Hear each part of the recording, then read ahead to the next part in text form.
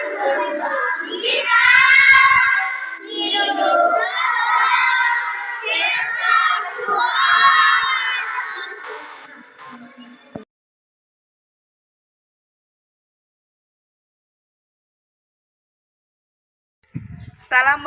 warahmatullahi wabarakatuh. Selamat pagi, salam sejahtera bagi kita semua. Perkenalkan, nama saya Lina Permata Sunario SPD. Saya mengajar di kelas 1 di SD Negeri Erpak Wangurer, Kelurahan Wangurer Barat, Kecamatan Madidit, Kota Bitung. Baiklah, saya akan menceritakan pengalaman saya menjadi mahasiswa PPG dalam jabatan tahun 2023 angkatan 1. Memang saya tidak menyangka saya bisa menjadi mahasiswa PPG dalam jabatan tahun 2023 ini. Karena memang sudah beberapa kali saya mengikuti tes UKG dan saya gagal. Saya bersyukur sekali kepada Allah Subhanahu wa Ta'ala karena di tahun 2022 ketika saya mengikuti ujian UKG saya lulus dan saya dapat mengikuti perkuliahan PPG pada tahun ini. Saya sangat bersyukur sekali. Selain itu, saya sangat terobsesi menjadi seorang guru dikarenakan menurut saya menjadi seorang guru itu adalah tugas yang mulia. Mengapa? Karena kita menjadi seorang guru ini, kita dengan ikhlas mendidik untuk menjadikan anak-anak didik kita menjadi anak-anak yang berguna bagi nusa dan bangsa, khususnya untuk negara kita, negara Indonesia. Dan menurut saya menjadi seorang guru itu adalah panggilan jiwa, karena begitu banyak pekerjaan dengan gaji yang menjanjikan, tetapi memang hanya yang memiliki jiwa menjadi seorang guru. Mereka ikhlas walaupun hanya digaji, ketika honor digaji hanya tidak seberapa, mereka ikhlas untuk menjalani tugas mereka. Itu salah satu yang saya rasa yang harus kita banggakan. Walaupun kita sama-sama lulusan sarjana, begitu banyak pekerjaan juga yang mendapat gaji besar, tapi alangkah hebatnya kita, walaupun kita hanya gaji seberapa, tapi kita ingin menjadi seorang guru. Itu salah satunya. Dan terus terang, yang sangat memotivasi saya ketika saya lelah, ketika mengikuti PPG adalah ketika saya mengingat begitu banyak guru, ada 1,6 juta guru di Indonesia yang belum sertifikasi. Mereka menginginkan juga berada posisi seperti sekarang ini. Karena tidak mudah untuk menjadi sekarang ini. Itu salah satu motivasi saya. Mereka sana sedang bertaruh sekuat tenaga untuk dapat posisi seperti kita ini. Ya, karena saya mengajar khususnya guru SD di kelas bawah, di kelas 1. Jadi di tahun 2022-2023 saya mengajar di kelas 1 dengan jumlah 40 peserta didik. Jadi begitu banyak ragam karakteristik dari peserta didik tersebut. Jadi di saat kita melaksanakan PPG, di mana kita mencari apa masalah yang sering terjadi, yang kita alami dari tahun ke tahun. Jadi ketika itu kami mencari masalah, kami mengidentifikasikan masalah, kita menemukan solusi, dan ada dosen-dosen pembimbing guru pamong yang akan membimbing kita dalam mencari solusi dalam permasalahan kita ini, khususnya kelas 1. Jadi menurut pengalaman saya dan juga teman-teman yang lain, ketika dari tahun ke tahun itu ada saja siswa peserta didik yang mempunyai rendahnya kemampuan membaca permulaan. Jadi di sini peserta didik kelas 1 masih saja kita temui, dari tahun ke tahun kita temui itu peserta didik jangankan hanya untuk membaca mengenali huruf saja, mereka masih bingung. Hari ini kita belajar A, B, C, tapi jangankan nanti besok 5 menit sudah lupa.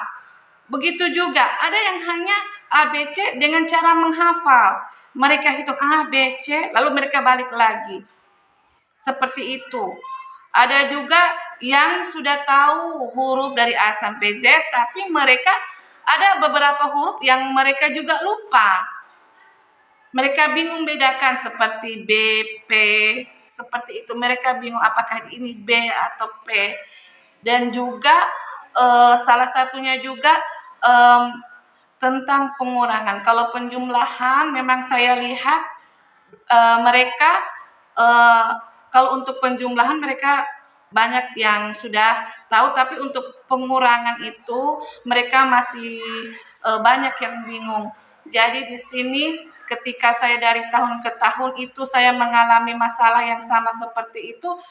Jadi ketika kami melaksanakan PPL itu kami melaksanakan 2 aksi. Yang pertama aksi 1 pada hari Selasa tanggal 20 Juni 2023 saya melaksanakan aksi 1 dengan tujuan dengan judul meningkatkan hasil belajar peserta didik SDN Erpak Wangurer kelas 1 pada mata pelajaran matematika, materi pengurangan.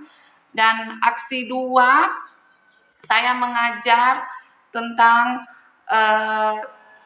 meningkatkan kemampuan membaca permulaan peserta didik SDN Erpak Wangurer kelas 1 pada materi bahasa Indonesia, pada mata pelajaran bahasa Indonesia, materi membaca permulaan.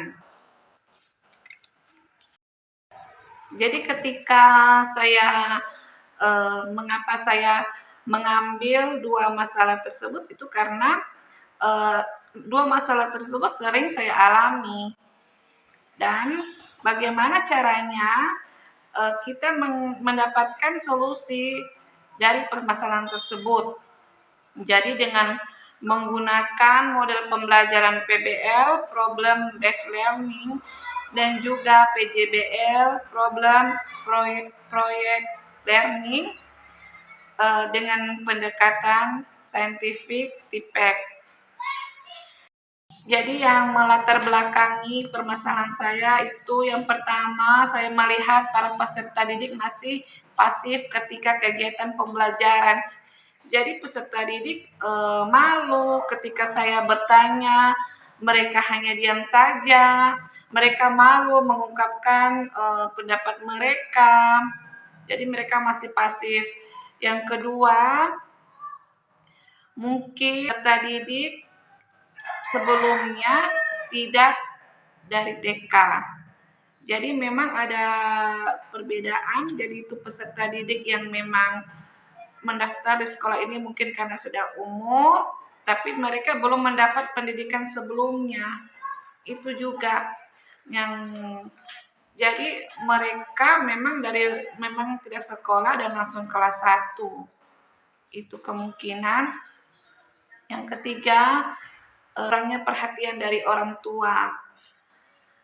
Lalu guru juga saya juga sadar bahwa saya juga masih menggunakan metode ceramah konvensional, sehingga mungkin saya mengajar dari pertama sampai terakhir saya hanya ceramah. Saya belum menggunakan model pembelajaran seperti itu. Jadi mungkin memang kegiatan belajar juga membosankan. Dan juga saya juga belum menggunakan media pembelajaran yang menarik sehingga peserta didik belum termotivasi untuk belajar. Jadi berdasarkan latar belakang masalah seperti itu, saya menggunakan model pembelajaran PJBL dan PBL di dalam kegiatan PPL saya aksi 1, aksi 2, dan menggunakan TIPEK di dalam pembelajaran.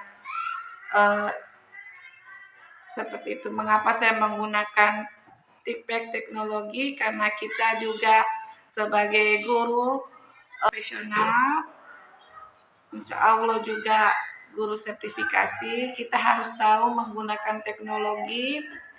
Kita harus tahu karena sumber belajar bukan hanya dari buku, tetapi sumber belajar juga bisa kita cari melalui internet, YouTube, Google, dan saya juga menggunakan TIPEK agar anak-anak juga merasa lebih menarik, pemahaman materinya juga merasa lebih jelas, seperti itu.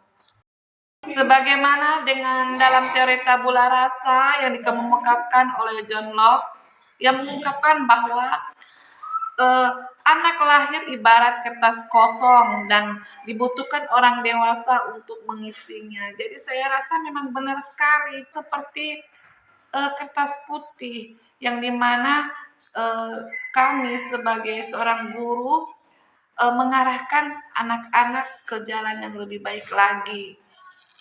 Jadi di sini saya sadar bahwa kegagalan anak itu karena dari kita seorang guru. Jadi maksudnya di sini memang guru berperan penting di dalam pendidikan.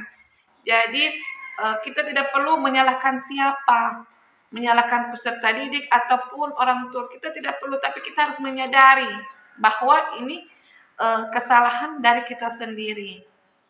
Jadi bagaimana cara kita mendidik anak tersebut agar anak tersebut menjadi lebih baik lagi, menjadi anak yang berguna untuk nusa dan bangsa.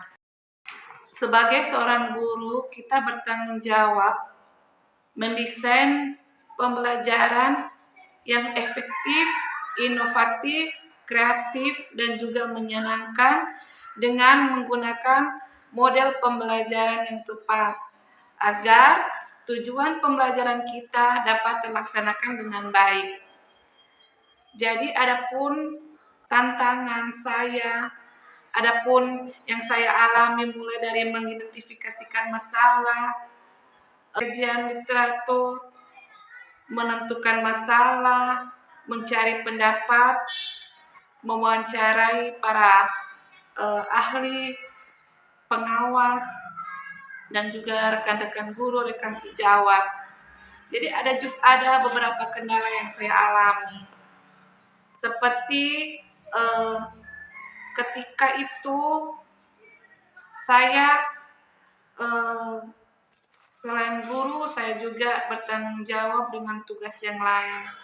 Jadi ketika saya harus menyelesaikan pekerjaan PPG, saya juga harus bertanggung jawab juga. Selain di kelas, saya juga harus bertanggung jawab. Ada beberapa pekerjaan yang saya harus tanggung jawab. Seketika itu, saya sering rasanya ingin menangis. Bagaimana saya harus menyelesaikan tugas saya PPG, tapi juga tugas di dalam kelas saya dan juga tugas yang lainnya dalam waktu yang sama. Seringkali juga saya merasa lelah, tapi itu yang memotivasi saya selalu begitu. Ada banyak guru di luar sana yang ingin seperti saya. Mengapa saya sia-siakan seperti itu, yang selalu memberikan motivasi untuk saya. Jadi ada beberapa kendala. Yang pertama, ketika sebelum saya melakukan praktek mengajar ini, PPL ini, karena memang ketika PPL kami diharuskan menggunakan proyektor. Jadi memang sarana prasarana di sekolah kami memang kurang memadai. Kami tidak memiliki proyektor. Pada saat itu saya juga untung jadwal saya agak jauh, jadi saya memiliki beberapa hari untuk menanyai di sekolah teman-teman saya. Saya meminjam proyektor dari teman-teman di sekolah lain. Dan terus terang, baru juga pertama kali saya menggunakan pembelajaran dengan menggunakan proyektor ini. Yang kedua juga, ketika saya menggunakan peralatan seperti ini, saya memerlukan juga listrik di kelas saya, dan pada waktu itu kelas saya juga tidak memiliki aliran listrik. Jadi di situ saya juga menyambung kabel dari kelas sebelah yang memang agak jauh, saya sambung sehingga saya bisa menggunakan peralatan. Tantangan selanjutnya yaitu ketika kita peralihan dari semula kita membuat perangkat ajar dengan menggunakan RPP, karena saya mengajar di kelas 1, dan saat ini juga kami baru memulai dengan kurikulum Merdeka, jadi saya juga harus bisa menyesuaikan dengan kurikulum yang ada. Itu saya membuat modul ajar. Jadi di sini di dalam perkuliahan PPG ini saya merasa saya harus bisa, walaupun saya waktu itu belum bisa membuat modul ajar, tapi karena dengan PPG ini, dengan bantuan juga teman-teman, internet, dan juga guru PAMON dan dosen pembimbing, akhirnya saya juga mampu membuat modul ajar. Jadi di sini saya merasa sangat bersyukur karena saya sadar, saya menyadari bahwa begitu sedikit ilmu cuma sedikit yang saya yang ada. Jadi dengan melaksanakan PPG ini begitu banyak yang belum saya ketahui tentang dunia pendidikan. Jadi begitu banyak manfaat dari perkuliahan ini. Jadi di sini saya juga sharing dengan teman-teman bagaimana itu modul ajar, apa yang harus pertama yang harus kita lakukan sebelum membuat modul ajar, seperti itu. Lalu yang kedua juga tantangan yang ada ketika saya melaksanakan PPL aksi 1 waktu baru pertama kali. Ketika itu teman yang saya tunjuk untuk menyuting video saya tidak dapat hadir. Di situ saya juga bingung. Baru siapa yang mau memvideokan saya ketika belajar?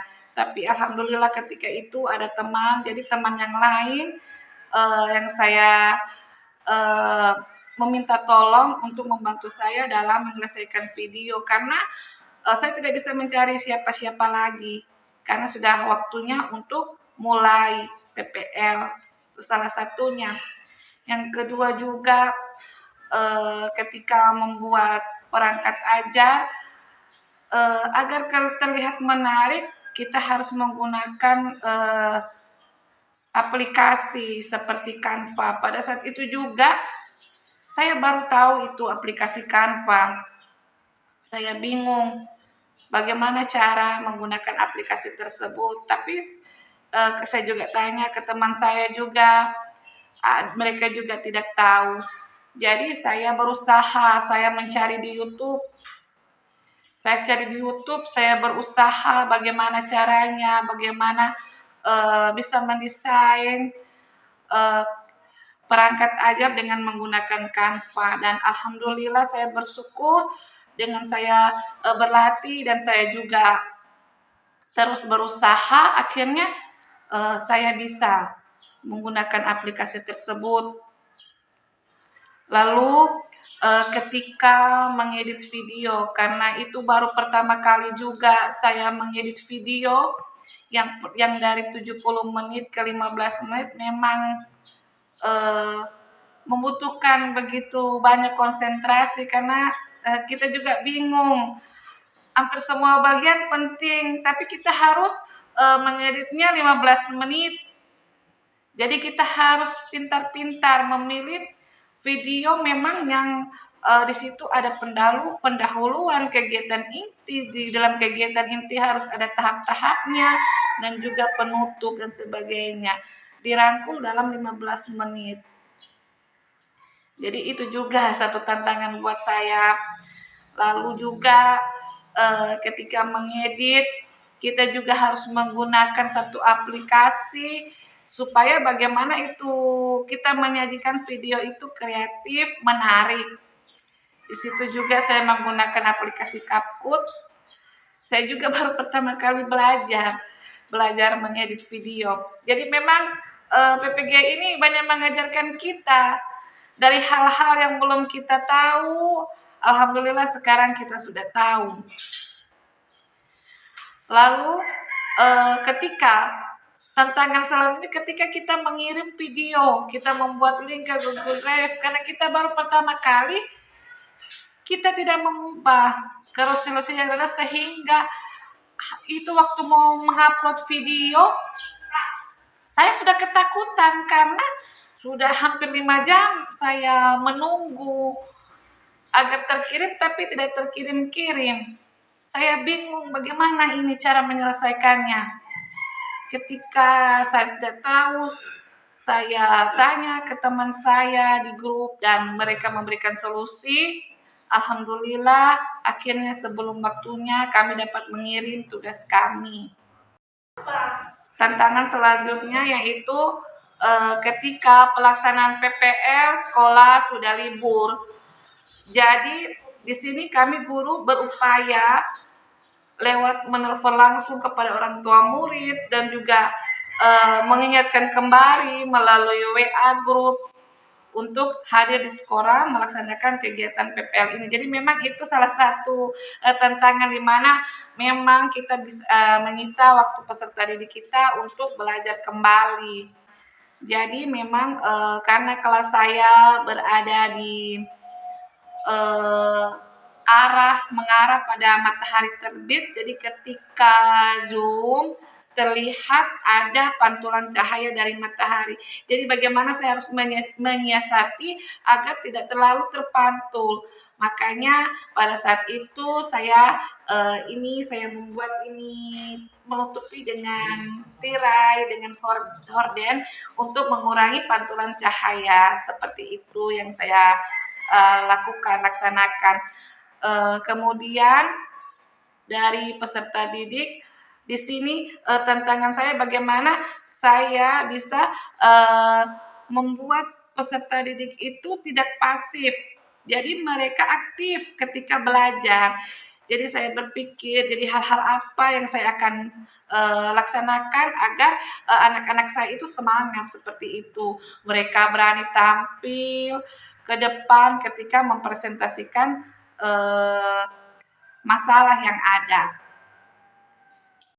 Jadi langkah-langkah yang saya ambil, yang saya lakukan sebelum melaksanakan PPL, yang pertama, saya mendesain model pembelajaran yang menarik, kreatif,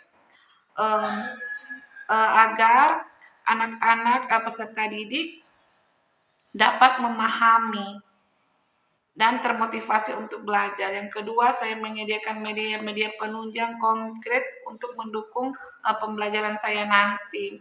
Lalu saya mengambil materi yang berkaitan dengan kehidupan, pengalaman sehari-hari yang ada. Lalu saya menyusun atau membuat model pembelajaran yang di dalamnya berbasis masalah sehingga anak-anak dapat berpikir kritis dengan menggunakan juga HOTS agar mereka mampu menyelesaikan masalah yang ada dengan menggunakan model pembelajaran PBL, PJBL dan juga pendekatan saintifik dan TIPEK seperti itu. Jadi di dalam melaksanakan aksi 1 dan aksi 2, saya kita melakukan kegiatan pendahuluan dulu. Jadi di kegiatan pendahuluan itu kita berdoa dulu, lalu kita salam. Setelah itu saya mengecek kehadiran peserta didik. Jadi di situ kita tahu mana peserta didik yang tidak hadir atau hadir semua. Setelah itu kami juga menyanyikan lagu nasional. Jadi mengapa kita menyanyikan lagu nasional? Karena selain kita menghargai para pahlawan terdahulu, peserta didik juga harus mengetahui bermacam-macam lagu nasional yang ada, mulai dari dini, dari kelas 1. Lalu kita melakukan persepsi, kita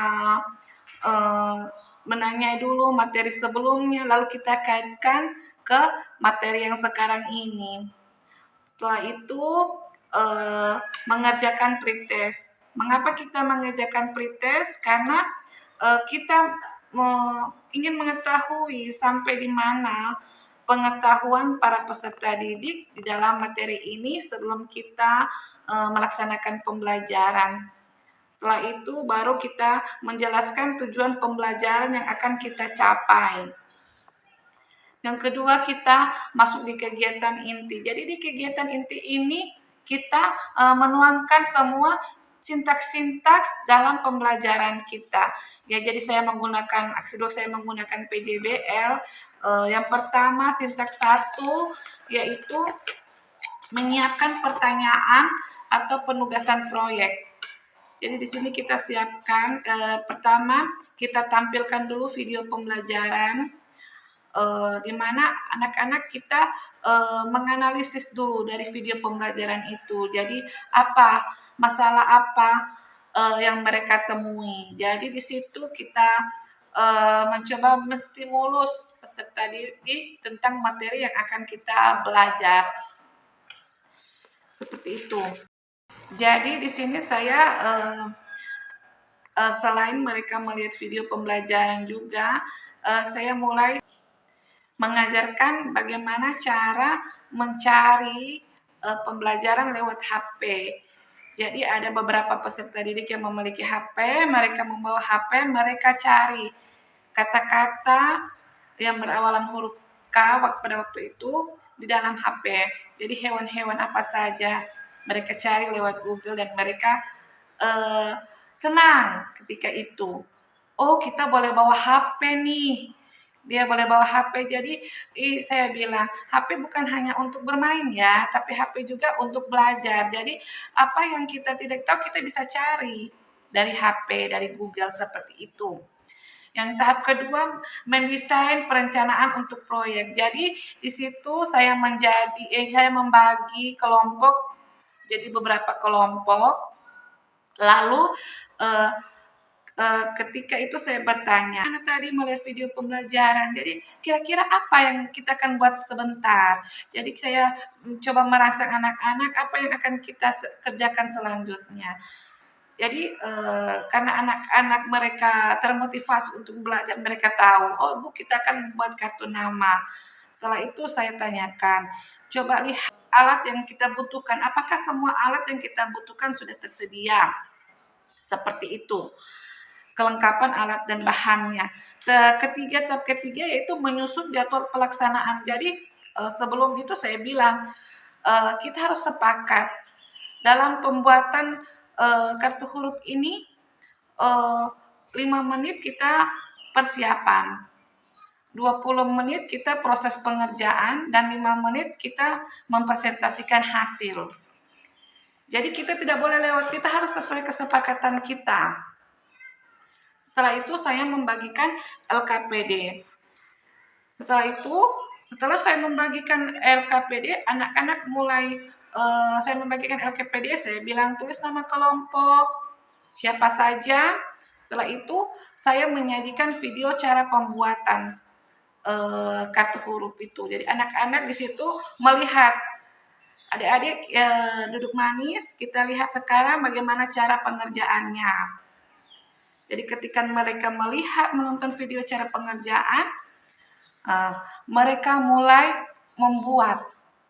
membuat proyek yang akan mereka buat, kartu nama. Jadi di situ saya melihat kerjasama dari peserta didik, di mana mereka memang sangat termotivasi sampai ada yang bilang, "Ibu, kita suka begini, kita suka belajar seperti ini." Sampai pada waktu itu mereka tidak mau pulang, mereka masih suka terus belajar.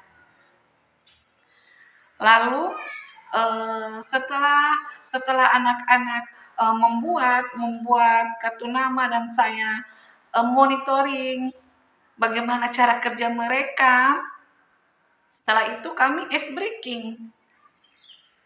Di situ mereka juga bilang, "Aduh, ada ice breaking." Ice breaking apa? Istirahat, kita melihat bagaimana kita tadi lelah, sekarang kita merenggangkan otot-otot kita melakukan ice breaking dulu supaya semangat kita itu timbul kembali, begitu. Jadi mereka melaksanakan ice breaking, melakukan ice breaking sambil tertawa-tertawa. Setelah itu mereka mulai mempresentasikan hasil, menguji hasil. Jadi pertama mereka malu-malu.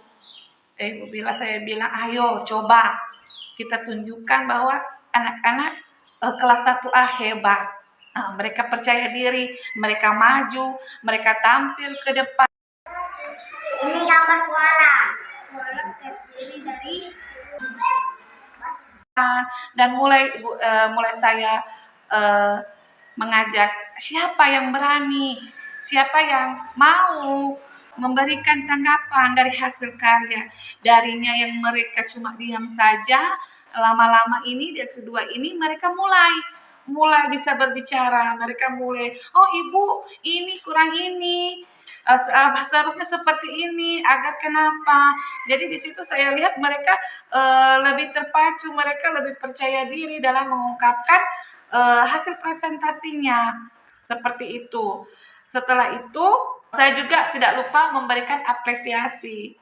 Ya, saya memberikan hadiah kepada semua kelompok.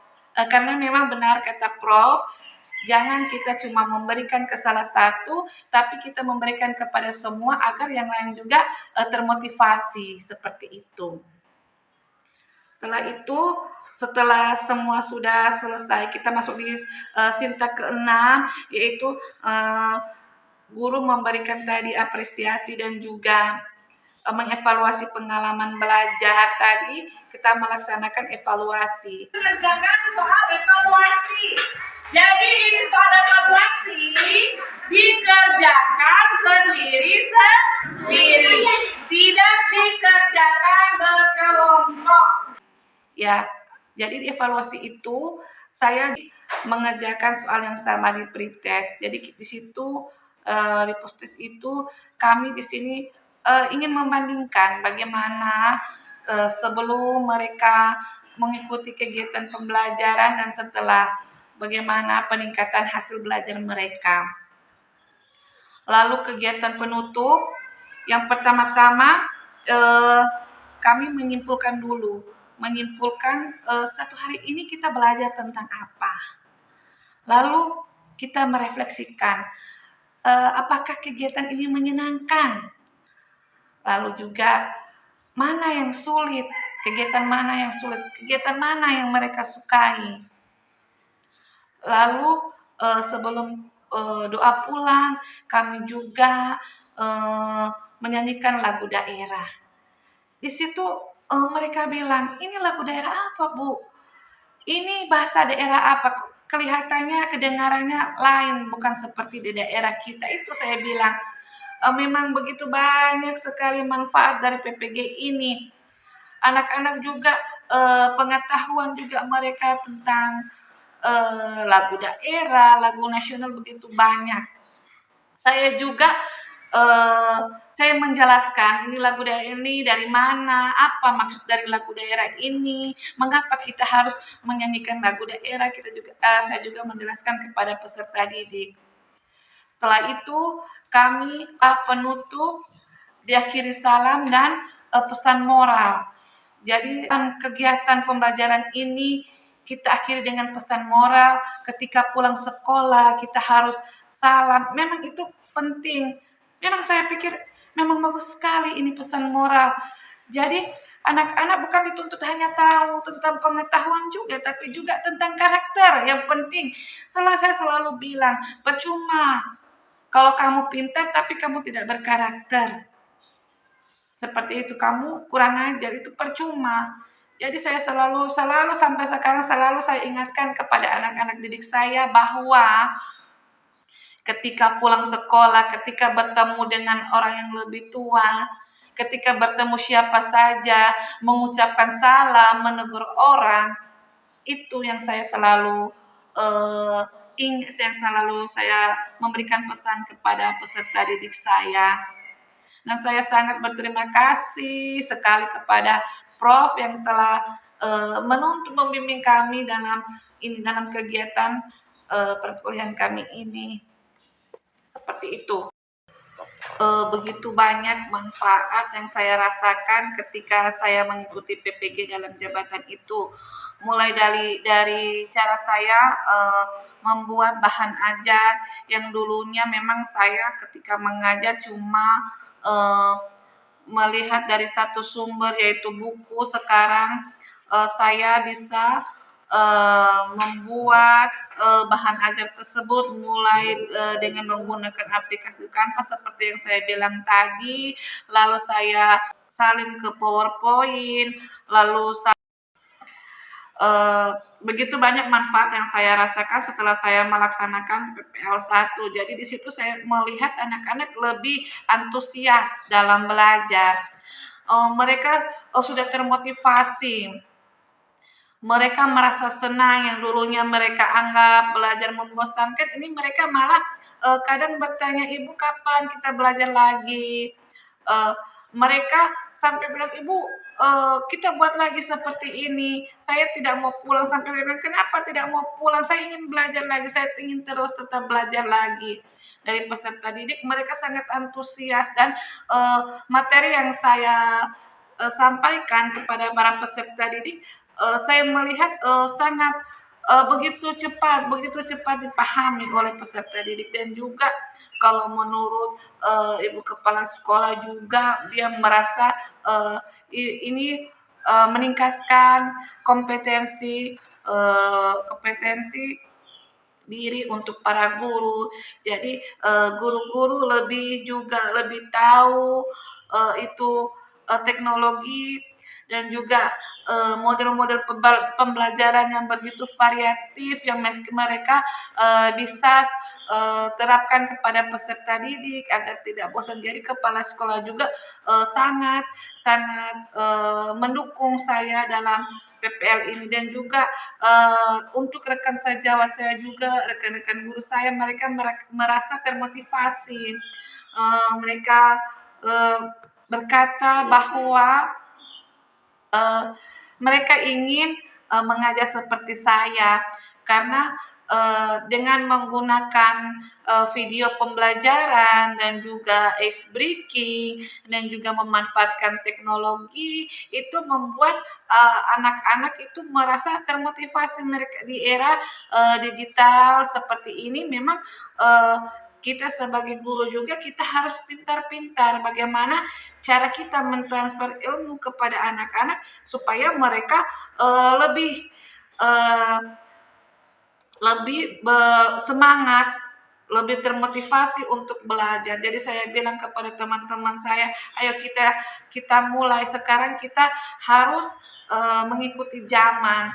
Jadi kita harus jangan cuma berceramah saja. Jadi kita harus berubah untuk masa depan anak-anak peserta didik kita nanti, supaya peserta didik kita ini tidak ketinggalan lagi. Jadi bagaimana nanti kalau anak-anak didik kita yang lebih pintar daripada kita. Jadi saya bilang walaupun kita belum mengikuti, bisa terpanggil untuk workshop pembelajaran seperti, ayo coba kita lihat di internet, di YouTube banyak sekali. Di situ banyak sekali yang kita bisa belajar agar kita menjadi guru-guru yang berkualitas. Menutup di akhir kegiatan ini saya ucapkan banyak terima kasih kepada orang-orang yang ikut terlibat dalam kegiatan PPG ini. Yang pertama, saya ucapkan terima kasih kepada Allah Subhanahu wa Ta'ala karena telah memberikan rahmat-Nya, memberikan limpahan kasih-Nya dalam setiap langkah-langkah kehidupan saya ini. Saya ucapkan terima kasih banyak Allah. Yang kedua, saya ucapkan terima kasih kepada Prof. Kosmos Bulukadan MSI yang sebagai Direktur PPG dalam jabatan Angkatan 1 dan juga khususnya pembimbing PPG kelompok A. Memasuki aksi 2, jadi manfaatkan waktu sebaik-baiknya. No? Saya begitu mengucapkan terima kasih Prof. Karena begitu menginspirasi dengan begitu banyak pengalaman, memberikan solusi pada setiap masalah dan juga menyemangati kami para mahasiswa dengan begitu banyak kata-kata bijak. Begitu banyak yang ilmu saya dapati dari Prof. Saya ucapkan banyak terima kasih kepada Prof. Semoga ilmu yang diberikan yang sangat bermanfaat bagi kami ini menjadi ladang ibadah. Amin. Dan juga Mem Norma Monegir MED, saya juga mengucapkan terima kasih kepada Mem karena Mem telah membimbing kami, memfasilitasi kami sejak perkuliahan awal kami. Terima kasih Mem. Dan juga kepada Guru Pamong, Ibu Norita Ratulangi SPD, Ibu terima kasih banyak atas semangat-semangatnya yang selalu Ibu berikan di saat kami mahasiswa PPG merasa lelah, merasa suntuk, kami merasa tersemangati dengan kata-kata semangat Ibu. Dan juga Ibu Marcella Kowal SPD MPD, juga mengucapkan banyak terima kasih karena Ibu telah membimbing kami, memberikan kami pencerahan di saat perkuliahan. Berikutnya saya ucapkan terima kasih kepada keluarga saya. Yang pertama, orang tua saya, ibu saya, dan juga mertua saya yang selalu mendoakan saya di dalam perkuliahan. Saya juga berterima kasih kepada suami yang tercinta karena selama ini dalam kegiatan PPG ini suami bisa memberikan dukungan dan juga selalu menyemangati saya dalam kegiatan PPG di saat saya sedang susah. Saya merasa tersulut suami yang telah menyemangati saya ucapkan banyak terima kasih kepada suami yang telah bisa memahami saya dalam setiap kegiatan PPG. Dan juga kedua anak saya, mereka selalu memberikan saya penyemangat, mereka menyemangati saya dalam perkuliahan. Mama, ayo janganlah, mereka selalu menyemangati saya. Saya ucapkan banyak terima kasih kepada kedua putri saya. Berikutnya saya ucapkan terima kasih kepada Ibu Kepala Sekolah Julita Rizika Supit yang selalu mensupport saya, mendukung saya dalam kegiatan PPG. Terima kasih Ibu.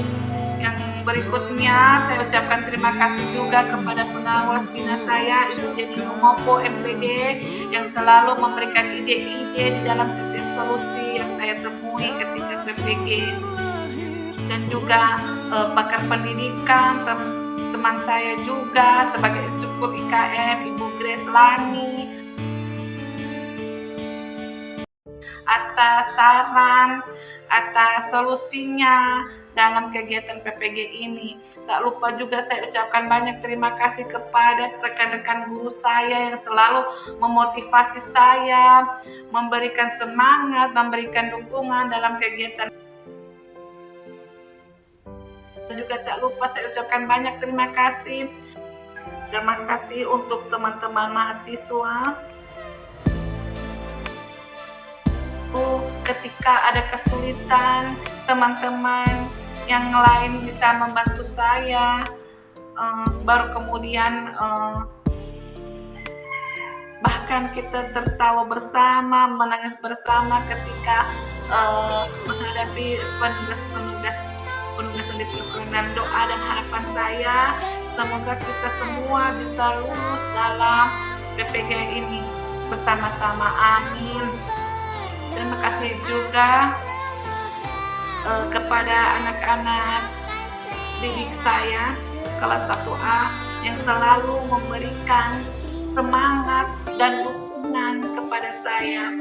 Mereka selalu bilang, "Ibu, kami doakan ya Ibu, kami selalu berdoa ketika sembahyang Ibu, agar Ibu dapat lulus dalam perkuliahan ini. Ibu terus semangat Ibu, doa kami menyertaimu."